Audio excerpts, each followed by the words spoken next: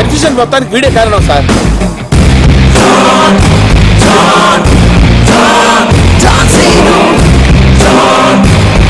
వాడు నిసాన్ 5315 లో దిగాడు సార్. మన వైపు వస్తున్నాడు సార్. గ్రీన్ షర్ట్ వేసుకున్నాడు సార్. విశ్వాస్, నా కళ్ళున్నాయి, చూస్తున్నానుగా. అంటే అప్డేట్ చేసి చేసి అలవాటు అయిపోయింది సార్. సార్ సార్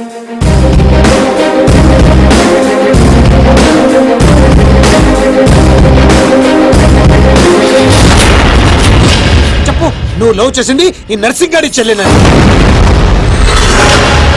సీను, ఈ దేడిని మగ్గానికి చెప్పు, వాని ప్లానెట్ల రివర్స్ కొట్టినావు. నా చెల్లెలు ప్రెగ్నెంట్ అంటున్నారా? అది నిజమైతే నా పరువు మొత్తం పోతుంది. సును, నా చెల్లెలి లైఫ్ రా. చప్పుడు చేయవేమ్రా, నీ వెనుక నేనున్నా, భయపడకుండా నిజం చెప్పు. సార్ వీడు మోగోడేమో సార్. మధ్యలో వాడేవాడు అంటే వీళ్ళలాగే అచ్చం ఇంకొకడు ఉన్నాడు సార్. వాడు చాలా నైస్ బాయ్ సార్. నిన్ను చంపా సార్ కొత్త కన్ఫ్యూజన్ తేవకు. అంటే వీడు వాడేనేమో కొంచెం సును, నీ కాళ్ళు పట్టుకుంటా. దాని జీవితం నాశనం అయిపోతుంది. నిజం చెప్పు. నేను నిజం చెప్పాలంటే నువ్వు చెప్పాల్సిన నిజం ఇంకోటి ఉంది. చెప్తాను, నువ్వు ఏది చెప్పమంటే చెప్తాను. ఏంటా నిజం? అక్కా,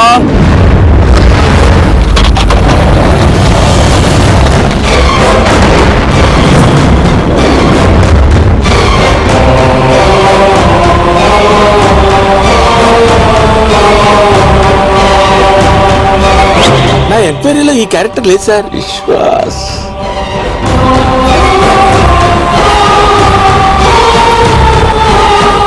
గుర్తుపట్టావా? నీకు తనకి అక్రమ సంబంధం ఉందని అందరినీ నమ్మించి నీ స్నేహితుడు పెళ్లి చేసుకోవాల్సిన అమ్మాయి జీవితం నాశనం చేశాడు. అందులో ఎంత నిజం ఉందో చెప్పు. చెప్తే నువ్వు కూడా నిజం చెప్తావా? ముందు ఆ నిజం ఏంటో చెప్పు. నాకు తనకు ఏ సంబంధం లేదు నర్సింగ్. ఆ రోజు నువ్వు విన్నది చూసింది అంతా అబద్ధం. మీ నాన్న ఇచ్చిన డబ్బులకి కక్కురుతి పడి నేను డ్రామా ఆడాను. లక్ష్మి చాలా మంచిది. నమ్మక ద్రోహం చేస్తావురా. ఆగో! దీంట్లో వీడు తప్పెంత ఉందో నీ తప్పు అంతే ఉంది. చెప్పుడు మాటలు విని నిన్ను నమ్మి వచ్చిన మా అక్కను వదిలేశావు. ఆ రోజు బలైంది ఒక జీవితం కాదు, 2 జీవితాలు. నువ్వు వదిలేసిన రోజు మా అక్క కడుపుతో ఉంది.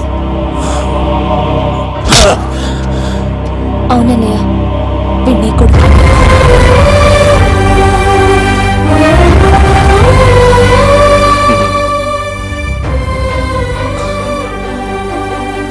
లక్ష్మి, నన్ను క్షమించు అని అడగటానికి కూడా సిగ్గుపడుతున్నాను. నన్ను క్షమించగలవా? సార్ ఫ్యామిలీ అంతా కలిసిపోయారు సార్. నాకు ఏడుపు వస్తుంది సార్. నువ్వు కూడా వెళ్ళి కలిసిపోరా. సార్ మీ ఇద్దరి మధ్య గొడవల వల్ల మీ చెల్లెల జీవితాలు ఏమైపోయినా పర్వాలేదని మూర్ఖంగా ఆలోచించారు. అన్నయ్య, నేను ప్రెగ్నెంట్ అని డ్రామా ఆడితేనే తట్టుకోలేకపోయా. ఆ రోజు ప్రెగ్నెంట్ గా ఉన్న తనని మోసం చేయడం తప్పు కాదా? తప్పేనమ్మా. లక్ష్మి, నన్ను క్షమించు. అరే సీనుగా, నువ్వు మొగోని